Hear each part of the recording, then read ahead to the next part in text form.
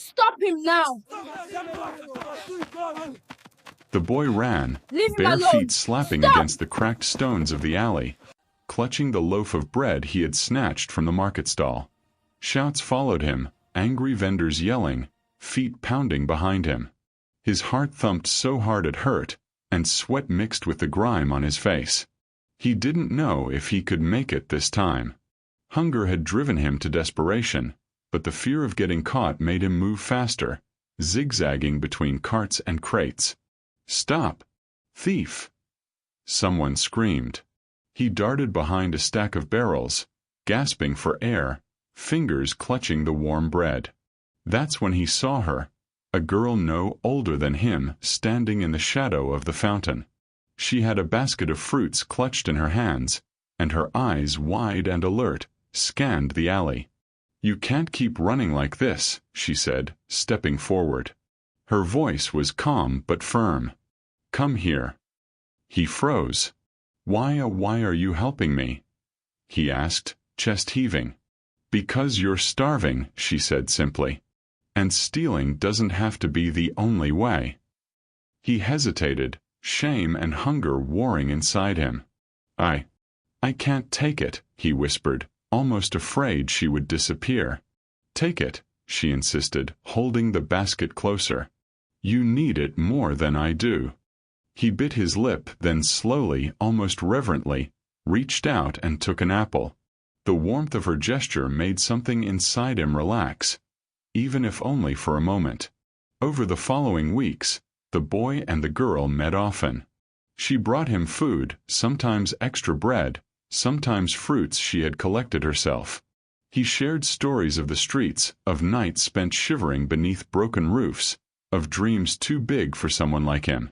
And one afternoon, sitting beneath the shade of the oak tree near the fountain, he looked into her eyes and said something he barely believed himself. "One day, when I'm rich, I'll marry you. I promise." Her eyes widened, then softened. "You're dreaming," she said with a small smile. "But I'll hold you to it." He grinned, embarrassed, but inside a spark ignited. It wasn't just a childish vow. It was hope tethered to someone who cared, someone who had seen him when no one else did. Time passed. They laughed, shared secrets, and made a pact of friendship that felt unbreakable. He told her about the world he wanted to see, the life he wanted to build, one without hunger, fear, or shame. She encouraged him, believing in him even when he doubted himself, often saying, "I'll always be here waiting." Then came the day he had to leave. A distant uncle promised him work in the city, a chance to escape the cycle of poverty that had defined his life. Packing his few belongings into a tattered bag, he turned back for one last look. "I'll come back for you," he said firmly, trying to sound confident. "I promise. Wait for me." Her hands trembled as she nodded, trying to hide the tears forming. "I'll wait. Don't forget me." "I could never forget you," he said, forcing a smile he didn't entirely feel. The city was overwhelming. Crowds pressed in from all sides, smoke and noise filling every space. He worked odd jobs, washing dishes, carrying goods, delivering messages, anything that would earn him a coin. But the city was cruel. People laughed at his ragged clothes and his lack of polish. He learned quickly that survival meant swallowing pride and enduring humiliation. Back in the town, she waited. Life went on, but each day she found herself thinking of him. Letters went unanswered, some lost, some never sent. And still she held on to hope, revisiting the fountain, the oak tree, imagining him returning one day. Years passed. He learned, he stumbled, he grew. The city molded him into someone hardened, ambitious, relentless. He became a man who had tasted both hunger and power, who understood the harshness of the world. Then one day he returned. No more ragged boy, now a young man in fine clothes, hair neatly cut, eyes sharp with confidence. He walked through the streets he once knew, a stranger to those who had watched him leave. He passed the fountain and saw her. She had grown strong and graceful, her smile still warm but her eyes wary. Recognition flickered in her expression. "It's you," she whispered. He looked at her, and for a fleeting moment, he felt a tug of something familiar.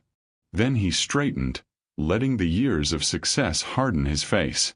"Do I know you?" he asked coldly. Her chest tightened. "It's me," she said. "I waited for you. Don't you remember?" He shook his head, irritation flashing. "I don't have time for this. I've worked hard to get where I am. I don't know what this waiting means." Tears threatened her eyes, but she stood her ground. "You promised," she said, voice trembling. "You promised you'd come back for me. You promised you'd marry me when you were rich."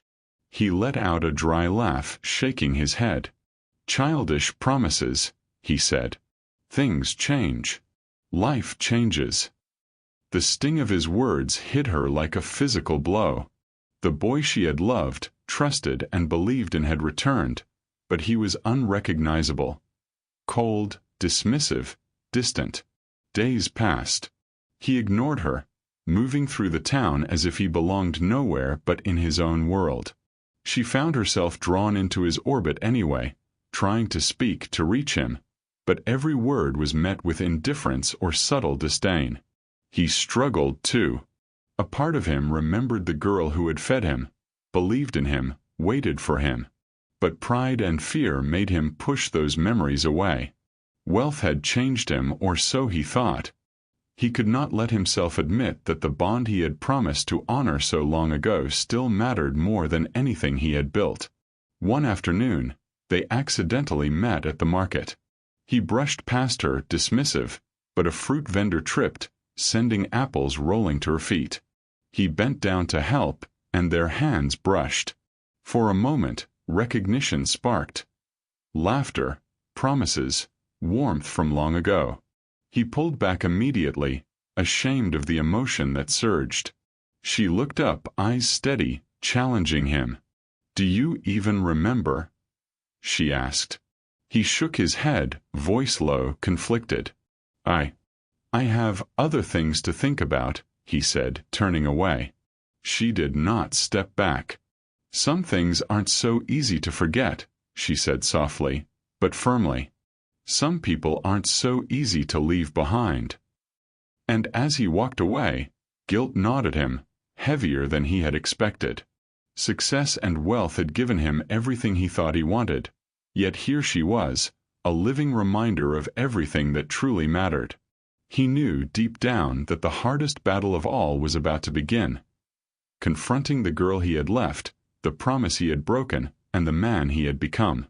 The streets were alive with the hum of activity, vendors shouting, children laughing, and the smell of roasted corn mixing with the wet earth. He moved through it all like a man on a mission, head held high, fine coat brushing the puddles. Yet every so often he caught a glimpse of her, the girl who had fed him as a boy, the girl he had once promised he would marry, standing in the square, helping a child or haggling with a merchant. He did not approach. He walked faster, shoulders stiff, pretending she did not exist. Pride had hardened him, but it also made his stomach twist. He wanted to speak, to explain, to somehow reach her. Yet every time he opened his mouth, words failed, replaced by cold indifference. She noticed him immediately, her eyes narrowing as he passed. "Do you always have to act like a stranger?" She called after him, her voice carrying across the square. He didn't slow down. "I don't know what you're talking about," he replied sharply, his tone dismissive, almost cruel. She clenched her fists. "You're pretending. You don't get to pretend we don't know each other. Do you?" He kept walking, refusing to meet her gaze. Each step away made him feel the pull of guilt, the ache of memories he had tried to bury. He had returned thinking wealth would give him control, that success would make life simple. Instead, it reminded him of what he had left behind. Days passed with the same cold dance. She confronted him at the fountain, at the market, even near the old oak tree where he had promised her marriage. Each time, he shrugged her off, answered with clipped words, or ignored her entirely. "You've forgotten everything," she said one morning, eyes brimming with anger. "You think money makes you better than everyone here. You act like the people who cared about you don't matter anymore." He laughed, but it was sharp, bitter, and empty. "Money isn't everything, but it gives me freedom. Freedom from the past, freedom from mistakes. I don't owe anyone anything." Her voice rose, trembling with emotion. "Not even me. Not even the girl who believed in you when no one else did." He turned away, jaw tight, shoulders stiff. "Belief doesn't feed you. Belief doesn't make life fair. Dreams don't pay the bills." She stared at him, pain and fury mingling in her eyes. "And yet here you are, back in the town, looking down on everyone as if nothing mattered before your wealth. Do you even know what you've lost?" He did know. Every word cut deeper than he wanted to admit. He had traded childhood love, friendship, and trust for ambition, believing that distance and success would make things simpler. Now he saw her strength, her defiance, her unwavering presence, and felt the weight of everything he had abandoned. The town began to notice. Rumors spread that the boy who had returned was proud, distant, perhaps even cruel. Merchants whispered, neighbors shook their heads, and even old friends kept their distance. She confronted him one evening, the sunset casting long shadows over the square. "Why are you doing this?" she demanded. "Why act like you don't know me? Don't you see how your arrogance hurts everyone?" He shrugged, cold and impassive. "I didn't come back to relive the past. I have my life to manage, and I don't have time for sentimental nonsense." Her eyes filled with tears she refused to let fall. Time. Time isn't measured in wealth or power. It's measured in choices, and yours have been cruel. For the first time, something in him wavered. He had not expected her to confront him so boldly. He had not expected the sharpness of her words to pierce his carefully constructed walls. And yet, pride forced him to maintain the mask. "I'm not cruel," he said flatly. "I'm realistic. You should learn that too." "Realistic?" she echoed, voice trembling. "You left me. You left the town. You left everything that mattered to chase money. And now you think that makes you realistic." He flinched at her words. They were true. Every syllable rang with truth, every accusation a dagger through his ego. Yet he turned away, unwilling to give her the satisfaction of victory. A week later, the town faced a sudden crisis. The river swelled from heavy rains, flooding parts of the market.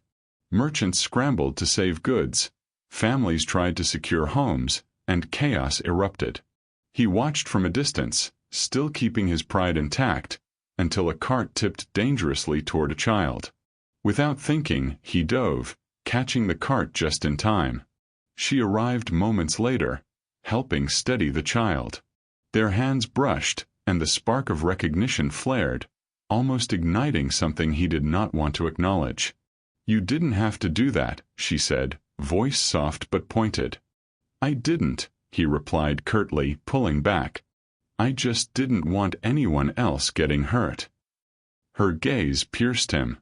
"Even now, you act like a stranger. Why? You could admit you care." He looked away, struggling with the turmoil inside. He did care. He always had.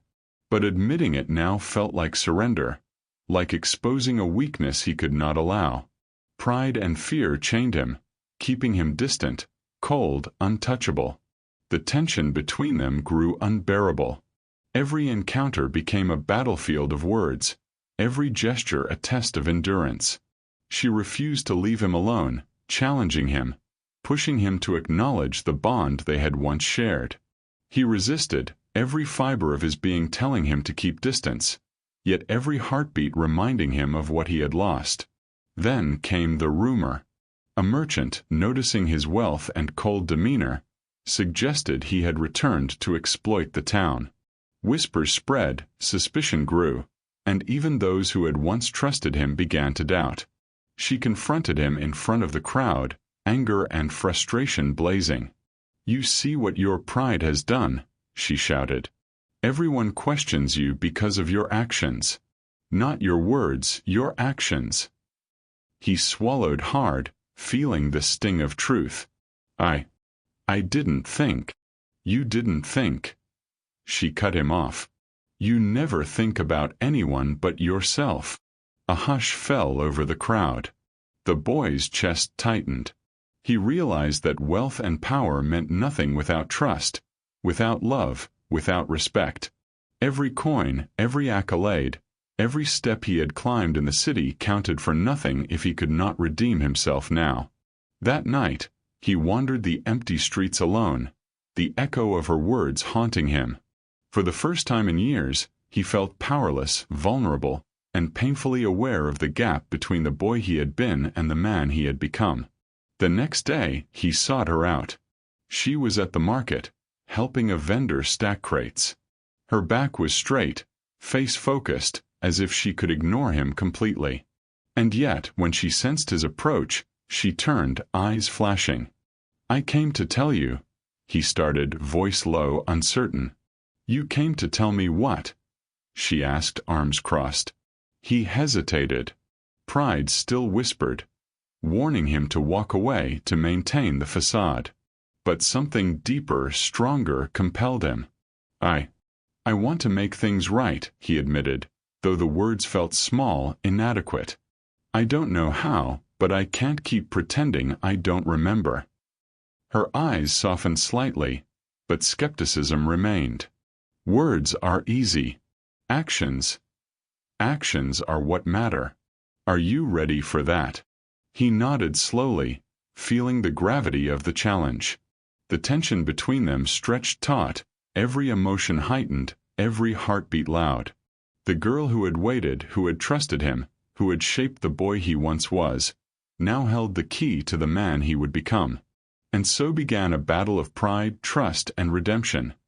Each step uncertain, each encounter fraught with suspense, every word a spark threatening to ignite a fire that could either destroy or heal them both. The rain fell again that evening, soft and steady, washing the streets in silver light.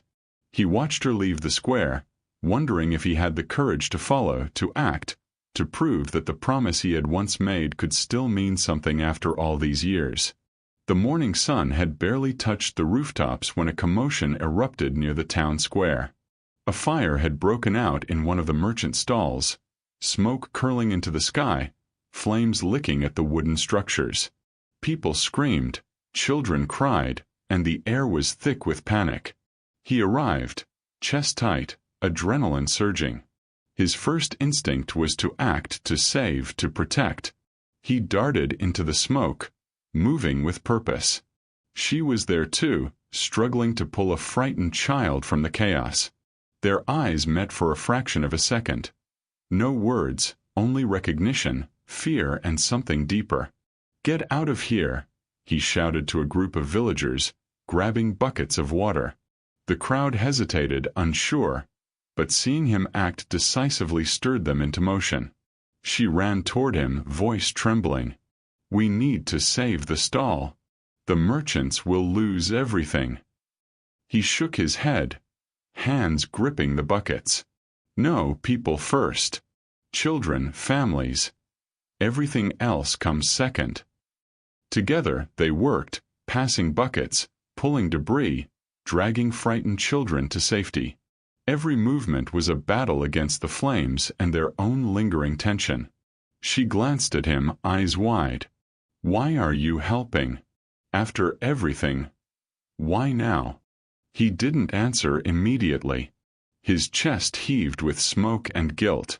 "Because I should have years ago," he admitted finally, voice raw. "I left when I shouldn't have. I thought wealth would make things easier, but it only made me forget what mattered. You mattered." Her lips trembled, tears forming. You think one day of bravery can erase years of hurt? He looked down, ashamed. No, but maybe it's a start. By mid-morning, the fire was under control. Families hugged, merchants wept in relief, and the town slowly returned to its rhythm. Yet the tension between them lingered, thick and unbroken. The villagers watched silently, sensing the storm between the boy-turned man and the girl he had left behind. He turned to her, voice low. I know I've treated you poorly. I've acted like you were nothing, and I— Save it, she interrupted sharply. Words aren't enough anymore. Prove it. A sudden shout came from across the square. One of the merchant stalls was collapsing under charred beams. Without hesitation, he sprinted, grabbing a fallen plank to prop it up, shielding the goods from further damage.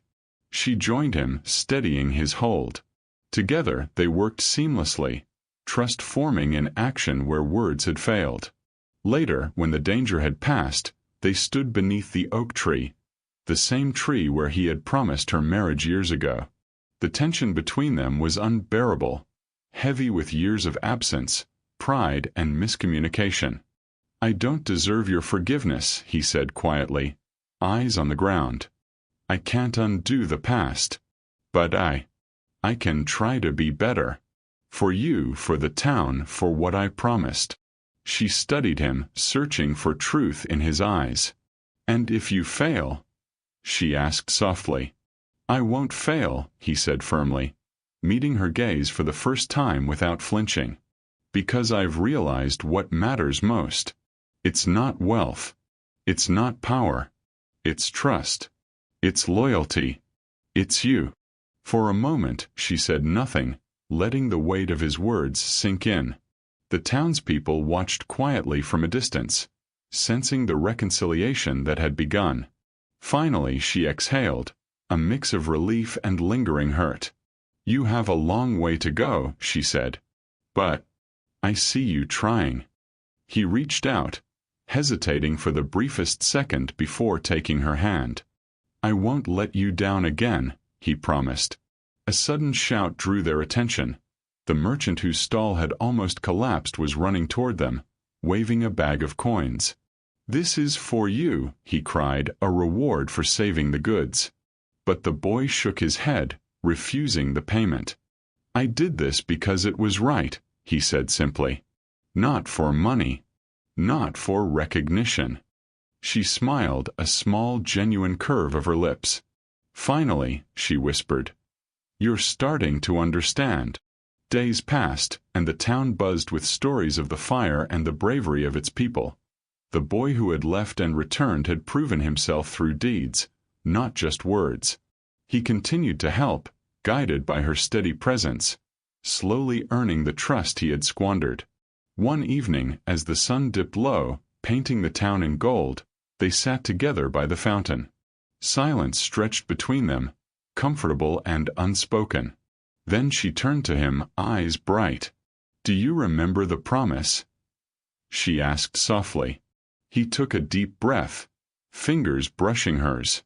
Every word, he said. And now, I mean it. A laugh, light and full of relief, escaped her. It took you long enough, she teased, though her eyes glimmered with emotion. He smiled, a mixture of humility and joy. Years of mistakes make a lesson unforgettable, he admitted. She leaned closer, brushing her hand against his cheek. I waited because I believed. And maybe it was worth it. He nodded, swallowing the lump in his throat. It was worth it, he said, voice thick with emotion. You were worth it. The town's lanterns flickered to life, casting warm light on the streets. Families walked past, merchants closed their shops, and the world seemed to exhale with them. In that quiet moment, the boy and the girl, no longer children, but two souls who had weathered time, pride, and misunderstanding, held hands beneath the oak tree, the promise finally fulfilled. He turned to the camera, as if speaking to everyone who had watched their journey unfold. Some promises, he said, voice steady, are harder to keep than others. They test you. They break you. But if you fight for them, if you never forget, they can survive everything." She added, her voice soft but certain, "And some people are worth waiting for, even when it seems impossible. Trust, patience, and courage. That's how love lasts." The rain had returned softly that night, gentle and cleansing. Together they walked through the quiet streets, past the fountain and the oak tree, past memories of hunger, fear, and longing. Every step was a step toward a future they would face together, not defined by wealth, status, or past mistakes, but by the bond they had fought to preserve. And as the town slept, their laughter, soft and full of relief, mingled with the night air. The boy who had once promised and failed had finally returned to honor the promise, and the girl who had waited had shown that patience and belief could withstand years of absence. If you've enjoyed this story, make sure to like this video, comment your favorite moment, and subscribe for more stories that pull at the heart and keep you on the edge of your seat. Some promises, no matter how long forgotten, are always meant to be kept. And some people are always worth coming home to.